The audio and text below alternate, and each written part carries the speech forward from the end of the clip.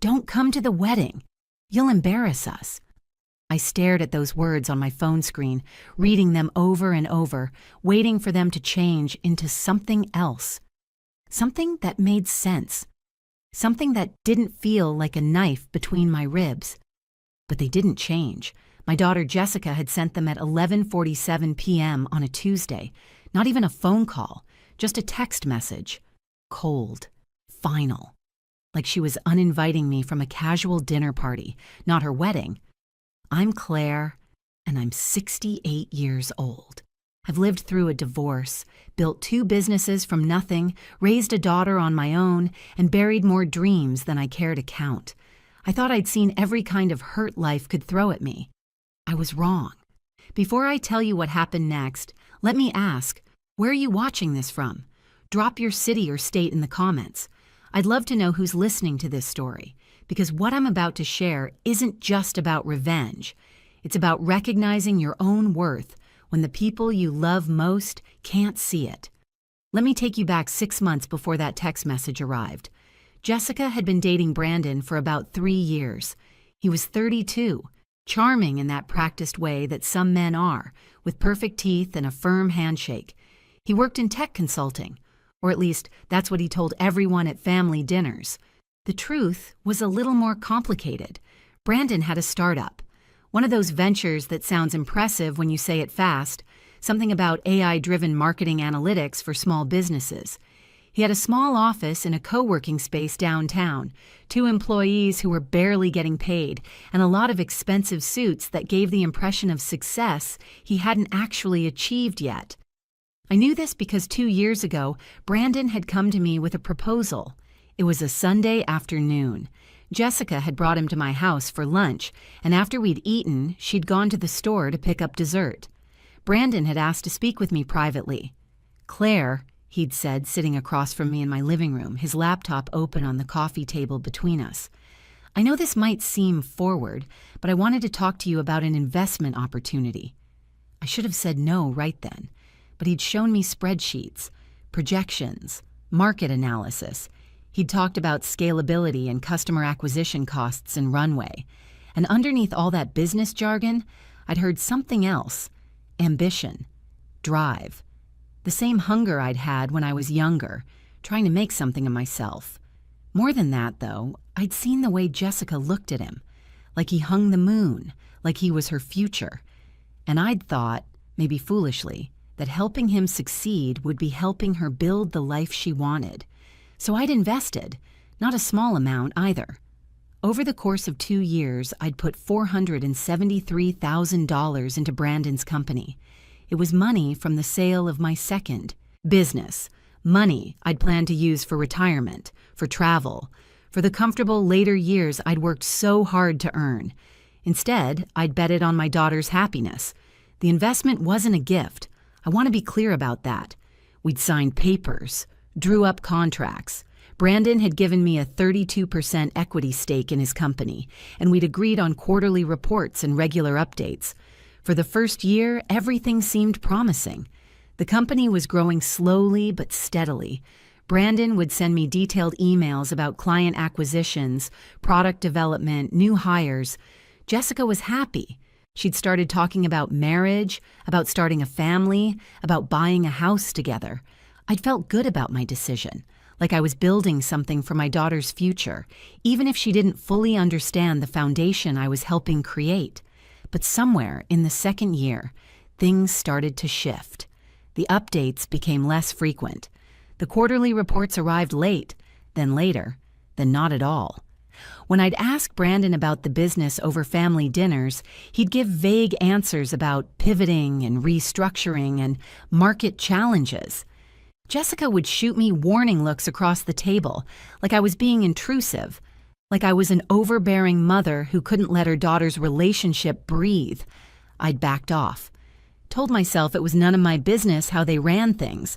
Told myself that questioning Brandon would create tension with Jessica, and our relationship was already delicate enough.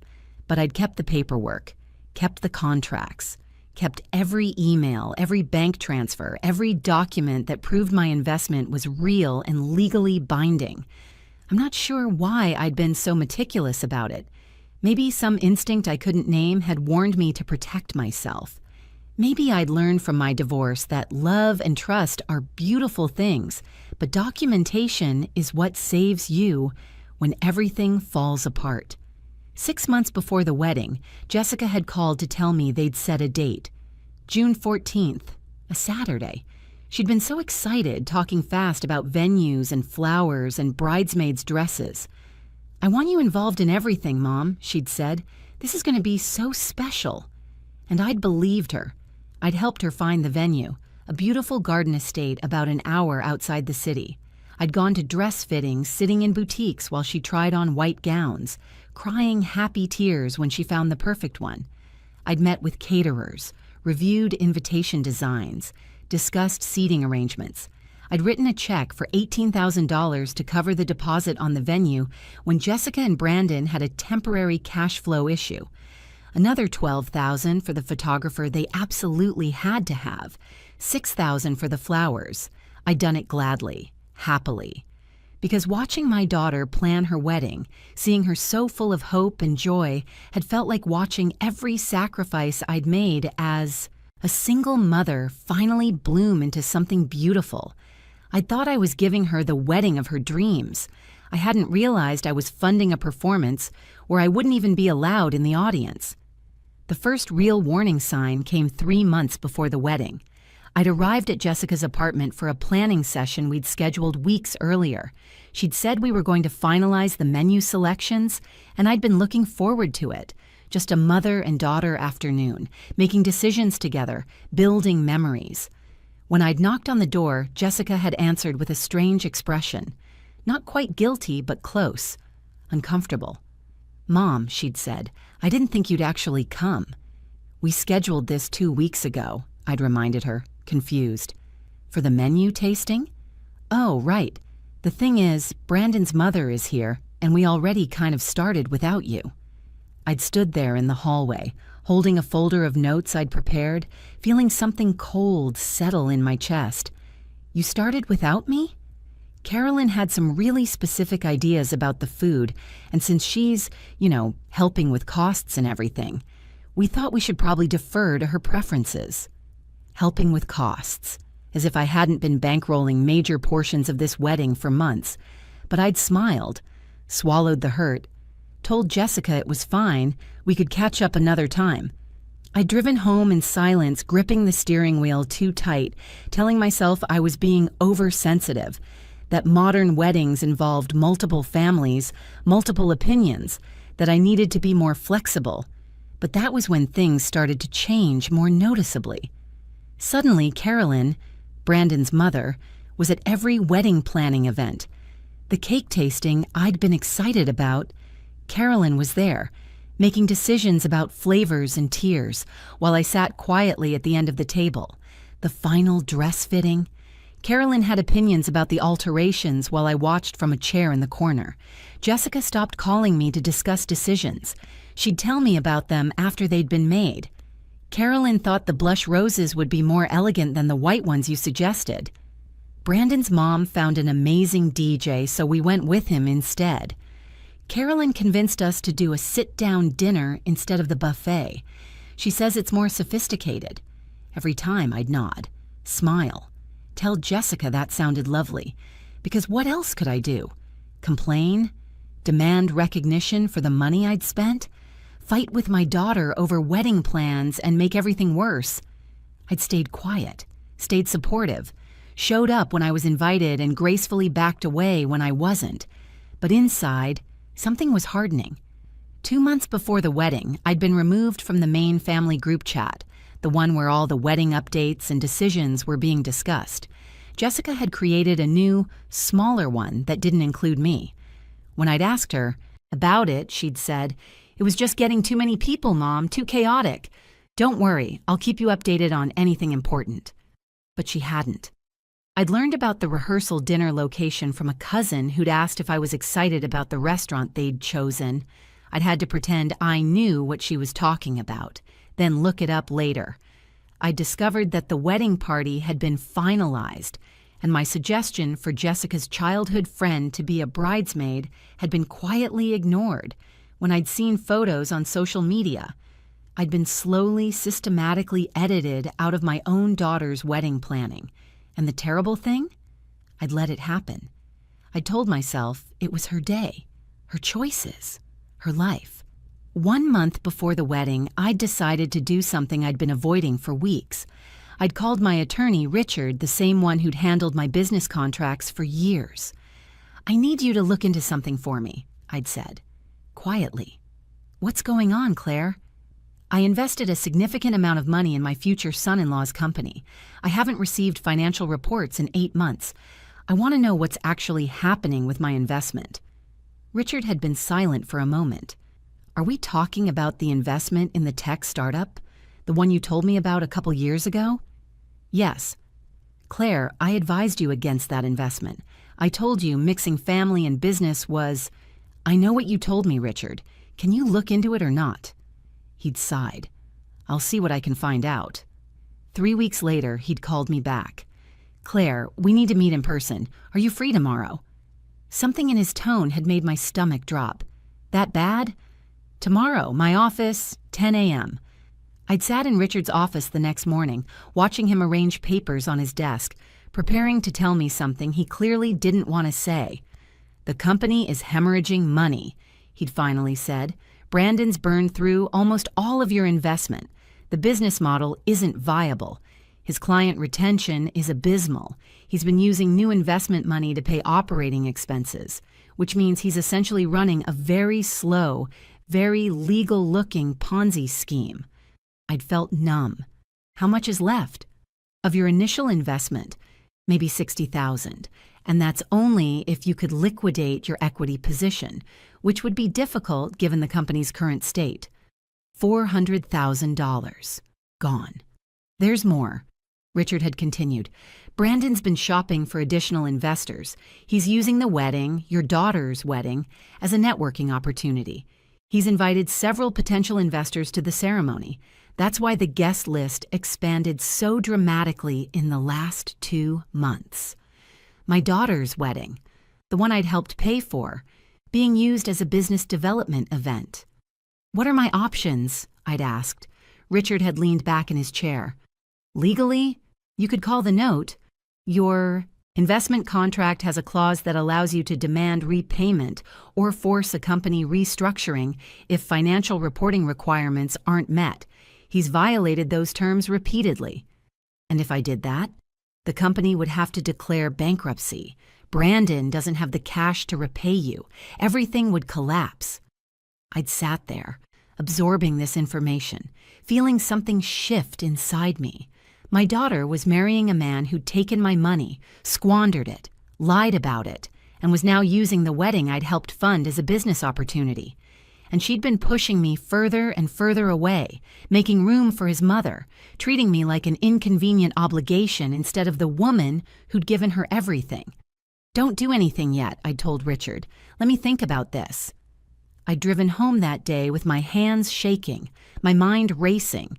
And then, 2 weeks later, at 11:47 p.m. on a Tuesday, my phone had buzzed with a text message.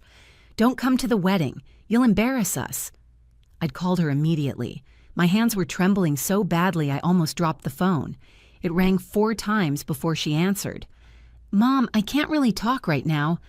"Jessica, did you just uninvite me to your wedding?" A pause. I heard voices in the background, Brandon's voice, and another woman's, Carolyn. "Look, can we discuss this tomorrow? It's late and—" "No, we're discussing this right now. You just sent me a text message telling me not to come to your own wedding because I'll embarrass you. I think I deserve an explanation that's not delivered via text at midnight." I heard her sigh. That particular sigh that told me I was being difficult, being too much, being the overbearing mother she'd apparently decided I was. Brandon's mother thinks it would be better if the family dynamics were simpler. She's concerned that having too many parents there might make things awkward for the photos and the seating arrangements. Too many parents? Jessica, I'm your mother. I raised you by myself. I've been involved in every aspect of this wedding planning until you started cutting me out, and now you're telling me I'm not invited because Brandon's mother thinks I'll make things awkward? It's not just her, Mom. Brandon and I have talked about it, and we think maybe it's better if you sit this one out. You've been kind of negative lately, critical.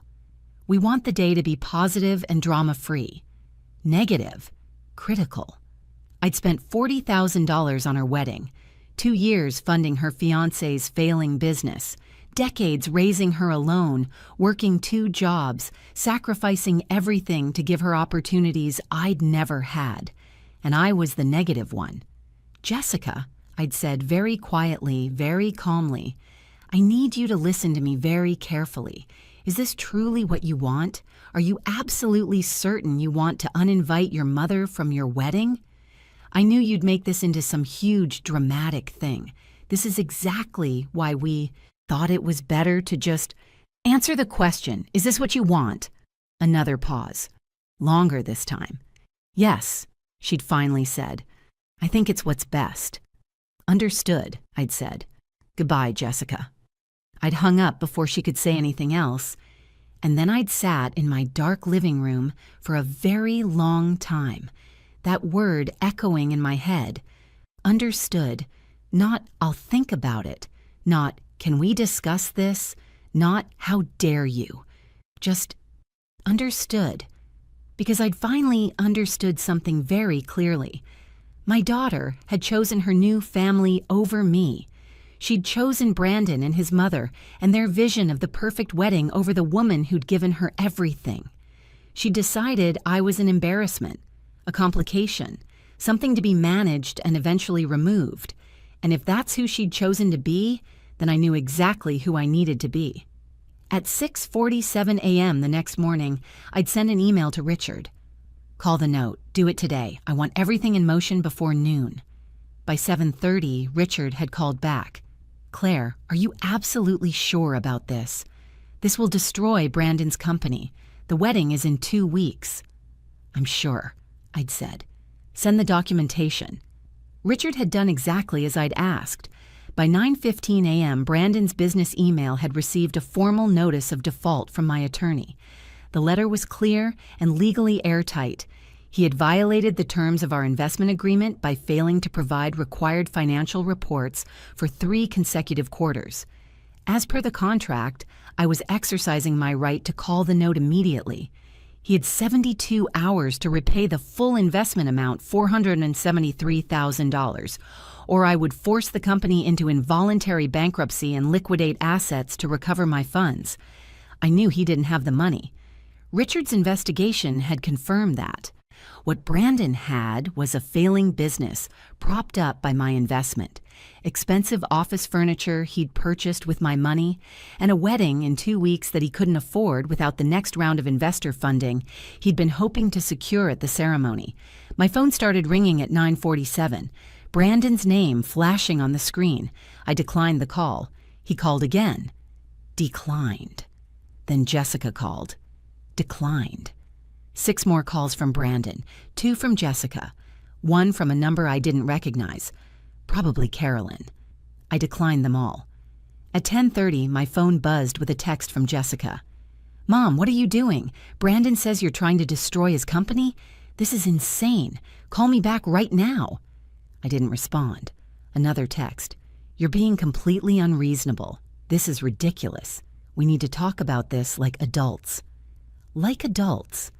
The irony wasn't lost on me. If you're enjoying this story and want to hear more like it, please hit that subscribe button. Trust me, you won't want to miss how this unfolds.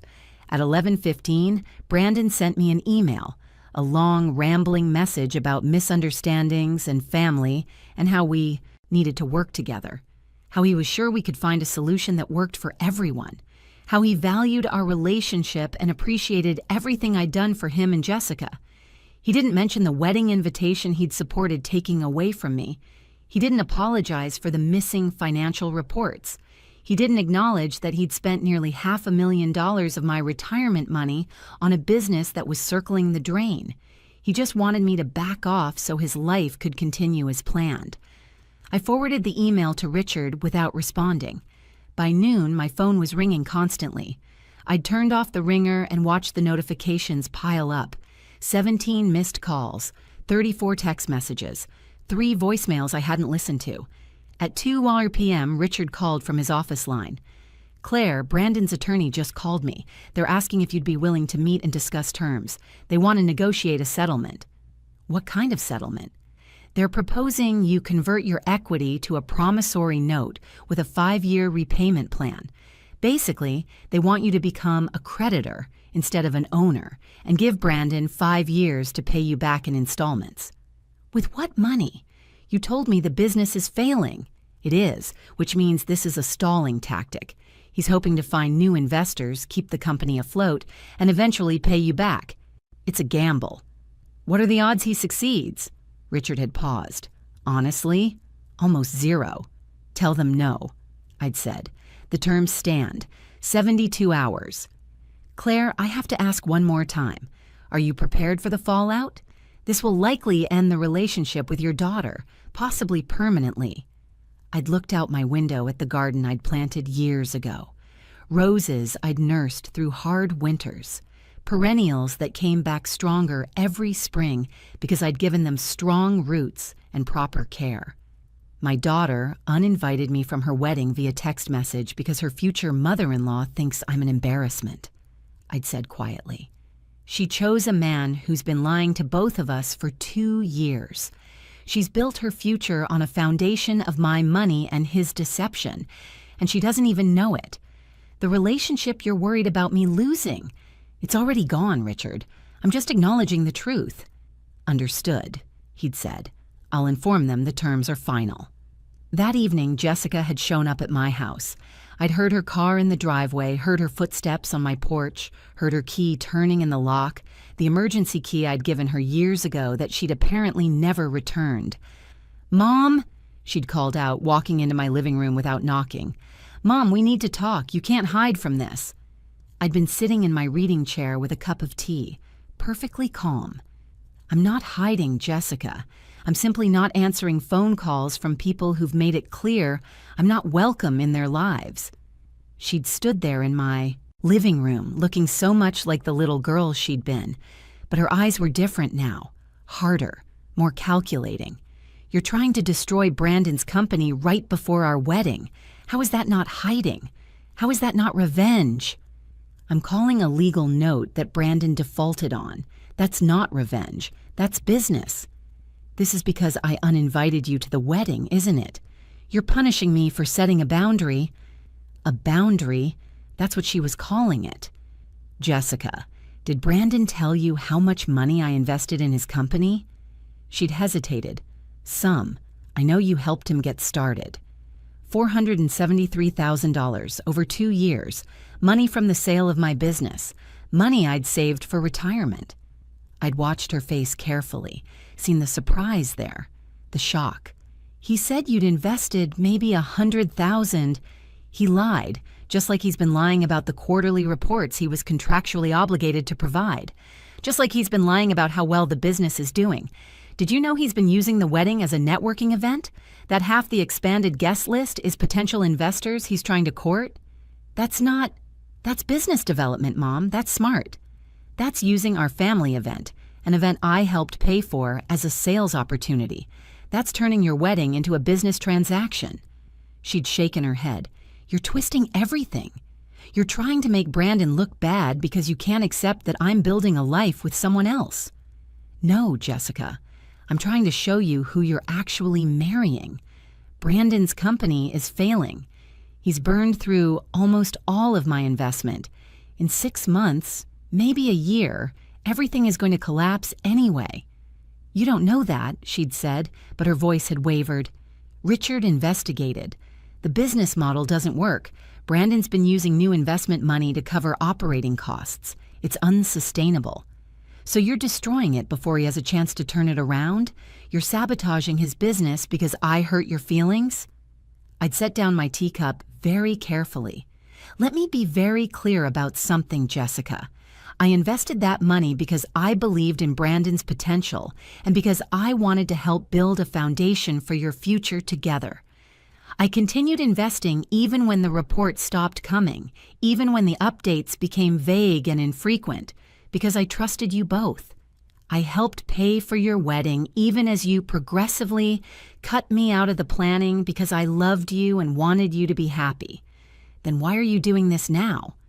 Because you looked me in the eye, or rather, you sent me a text message and told me I wasn't welcome at your own wedding. You told me I would embarrass you. You chose Brandon's mother over your own. And in that moment, I realized something important. I'd stood up, walked to my desk, and pulled out a folder. Inside were copies of every contract, every bank transfer, every email exchange with Brandon. I realized that love without respect is worthless, that sacrifice without appreciation is just self-destruction, and that I taught you to treat me this way by accepting poor treatment for so long. I'd held out the folder. This is every piece of documentation regarding my investment in Brandon's company, every contract he signed, every promise he made, every report he failed to deliver. I want you to read it, all of it. And then I want you to ask Brandon to explain why none of these numbers match what he's been telling you. Jessica hadn't taken the folder. I'm not going to help you sabotage my fiancé's business, Mom. I'm not asking you to sabotage anything. I'm asking you to look at the truth. The contract gave Brandon 72 hours to repay the investment or provide adequate collateral. That deadline is approaching. If he can't meet it, the company will be forced into bankruptcy. Not because I'm being vindictive, but because that's what happens when you default on a legal contract. You could extend the deadline. You could work with him. You're choosing not to. You could have not uninvited your mother to your wedding. You could have shown appreciation for the financial support I've provided. You chose not to. We all make choices, Jessica. We all live with consequences. She'd stared at me with something like hatred in her eyes. If you do this, if you go through with this, we're done. I will never forgive you. Then we're already done, I'd said quietly, because I will never forgive myself if I continue to accept being treated as disposable by my own daughter. She'd left without another word. I'd sat back down with my tea and waited. The deadline expired at 9:00 a.m. on Thursday morning. Brandon didn't have the money. Of course he didn't. At 9:47 a.m., Richard called. It's done. I've filed the bankruptcy petition. Brandon's company is officially in receivership. The implosion was faster than I'd expected. By noon on Thursday, Brandon's 2 employees had been informed the company was closing. By 2 p.m., word had spread among the investor community he'd been courting. By 4 p.m., his business social media accounts had gone dark. By Friday morning, the wedding venue had called Jessica to confirm final payment that was supposed to come from Brandon's business account as soon as his next funding round closed. Except there was no funding round. There was no business account. There was just a bankrupt company and a man who'd built his life on borrowed money and false promises. Jessica called me Friday afternoon, not to apologize, to blame. The wedding is off, she'd said, her voice cold and flat. Brandon can't afford it anymore. His investors backed out when they heard about the bankruptcy. Everything is falling apart. I hope you're happy. I'm not happy, Jessica. I'm heartbroken. But not because the wedding is off. You did this. You destroyed everything out of spite. No, I protected myself from someone who was using me. Brandon destroyed his own company by lying and mismanaging my investment. I simply stopped enabling it. He was building something. He was trying. And you couldn't stand that he didn't need you anymore, so you tore it all down. That had struck a nerve. The unfairness of it. The absolute refusal to see reality. Brandon didn't need me? I'd said, my voice sharper than I'd intended. Jessica, his entire business was funded by my money. The office, the employees, the equipment, all of it came from my investment. And your wedding? The $40,000 I contributed? That came from the same place, a mother who loved her daughter enough to sacrifice her retirement savings. You're not sacrificing anything now, though, are you? You're just taking and destroying. I'm reclaiming what's mine. There's a difference. I'll never forgive you for this. You've made that clear, but answer me one question. Did you know? Did you know how much money I'd actually invested in Brandon's company?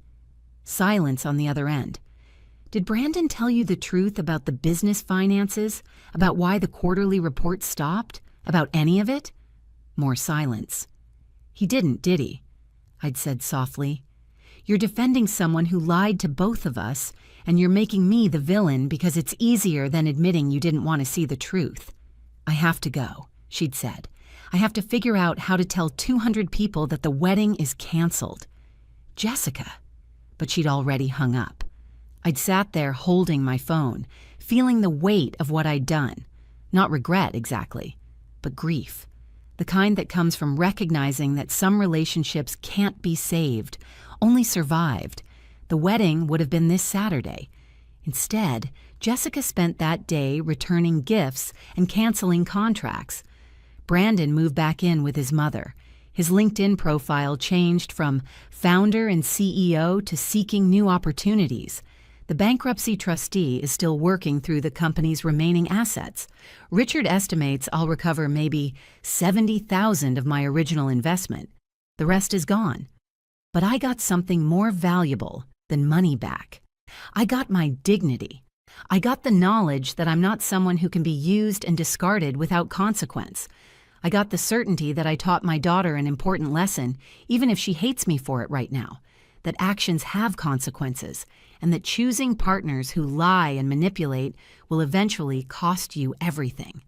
3 months have passed since the wedding that never happened.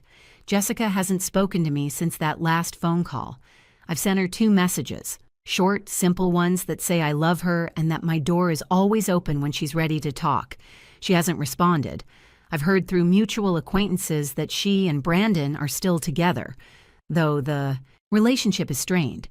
Apparently, Carolyn isn't as enthusiastic about supporting them now that Brandon doesn't have a business or prospects. Funny how that works. I've also heard that Jessica got a new job, a better one, with actual benefits and stability.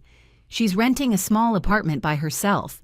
Brandon is still consulting and networking, which I suspect means he's unemployed and running out of options. Part of me wants to reach out, to help her, to make sure she's okay. But I've learned something important through all of this. You can't save people who don't want to be saved. You can't force someone to see the truth when they're committed to believing a lie. And you can't sacrifice yourself endlessly hoping that eventually someone will appreciate what you've given. My investment in Brandon's company taught me that lesson in the most expensive way possible. But my daughter's text message, "Don't come to the wedding, you'll embarrass us," taught me something even more valuable. It taught me that sometimes the most loving thing you can do is let people experience the full consequences of their choices. Not to punish them, but to stop protecting them from reality. Jessica chose Brandon. She chose his lies over my honesty. She chose his mother's approval over my love. She chose a fantasy of success over the difficult truth of who he actually was. And when I stopped funding that fantasy, it collapsed. Not because I'm cruel, but because it was never real to begin with. I don't know if Jessica and I will ever repair our relationship. Maybe someday she'll understand why I did what I did. Maybe she'll realize that the mother who pulled her investment wasn't trying to hurt her, but trying to show her the difference between genuine support and enabling destruction. Or maybe she'll hate me forever. Either way, I can live with my decision. Because for the first time in 2 years, I'm not funding someone else's dreams at the expense of my own dignity. I'm not accepting poor treatment because I'm afraid of losing love that was already conditional. I'm just Claire, 68 years old, $400,000 poorer in my bank account, but infinitely richer in self-respect. And if my daughter ever decides she wants a relationship with the woman who loves her enough to let her fall, who respects her enough to tell her the truth, who values herself enough to walk away from mistreatment, even from her own child, I'll be here. But I won't be funding any more fantasies. Not for her, not for anyone, not ever again.